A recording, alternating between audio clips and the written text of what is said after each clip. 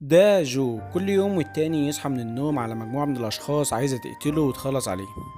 اللي بيبقى عايز يقتله هو على السي، واللي بيقتله هو راكب طيارة، وبنتين كمان بعربية عايزين يخلصوا عليه، واتنين تلاتة كمان كده. والغريبة إن جو ده كل شوية يتقتل ويرجع تاني يعيد نفس اللي حصل، وإن ما ماتش من ده يموت من ده. وما بقاش فاهم ايه الحلقة المغلقة اللي عمالة بتعيد نفسها دي، وكان نفسه يفهم ايه اللي بيحصل له ده، وليه الناس دي كلها عايزة تخلص عليه. وهل هو في حلم ولا كابوس؟ طيب نهاية الحلم ده ايه؟ المهم انه افتكر اخر حدث حصل له امبارح قبل ما ينام بالظبط، وافتكر ان طليقته اللي شغالة مهندسة في شركة ابحاث كبيرة جدا، واللي كان بقالهم مدة كبيرة جدا ما تقابلوش، طلبت انها تقابله وانه يجيلها الشركة كمان. والشركة دي بتشتغل دلوقتي على مشروع غريب حبتين اسمه محور أوزوريس، وده عبارة عن حاجة بتعيد الزمن، بس لسه ما وصلوش للنتيجة النهائية. المهم جميلة طليقته دي بقى، جو كان بيحبها جدا وخلف منها عيل، بس ما كانش بيقعد معاهم خالص لأنه ما كانش بيحب المسؤولية ولا الاهتمام بالأطفال ولا ليه في جو الجواز ده. فعشان كده اتطلقوا وكل واحد يحل حاله، لدرجة ان جوني ابنه ما يعرفش ان جو ده يبقى ابوه اصلا، وهما بيفتكروا ماضيهم كده. جميلة قامت خدت شعراية ونقطة دم من جو وحطتها في الجهاز وشغلته من غير ما اي حد ياخد باله. وبعد كده الامن جه طلع جو عشان ما ينفعش اي حد يبقى موجود في المكان ده. وجو كبر دماغه وكمل يومه عادي، وقعد يشرب ويسكر ويتعرف على بنت جديدة يقضي معاها الليلة. بس بالليل بقى لقى جميلة بتتصل بيه وبتقوله لو حصل لي أي حاجة بص على الهدية اللي جبتها لك. وبعد كده الخط بيقطع، وأتاري ديفيد يعيسها في الشغل قام مخلص عليها عشان كانت ناوية تفضحه. فبعد ما جو وصل للمحاولة 140 من تكرار يومه اللي بيخلص بموته، قرر إنه لازم يفهم إيه اللي بيحصل له ده، وقرر إنه لازم يوصل لجميلة ويعرف إيه اللي حصل لها. وبقى كل مرة يكتشف حاجة جديدة.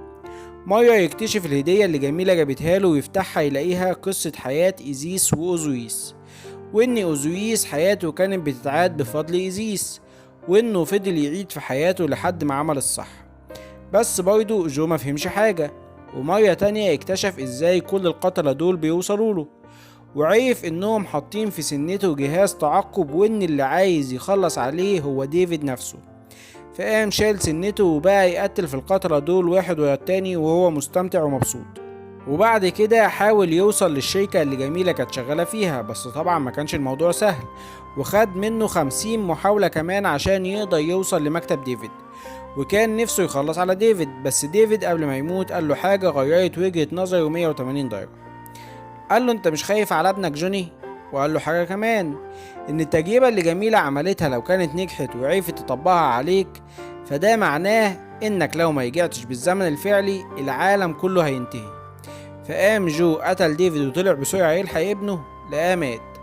وبعد كده العالم فعلا بينتهي. وصحي جو من النوم قال يبقى ايه فايدة الإعادة بقى إذا كان كل اللي بحبهم ماتوا، جميلة مراتي وجون ابني، ومات كمان قبل ما يعرف إن أبوه. بس جو ما يقسش وقال وماله لو العالم هينتهي، ليه ما استفادش بالوقت اللي فاضل لي إن أتعرف على ابني وأتقرب منه. وفعلا بقى كل يوم والتاني يروح يقعد مع جوني ويتصاحب عليه ويتعرف عليه أكتر وأكتر، وبقوا صحاب جدا.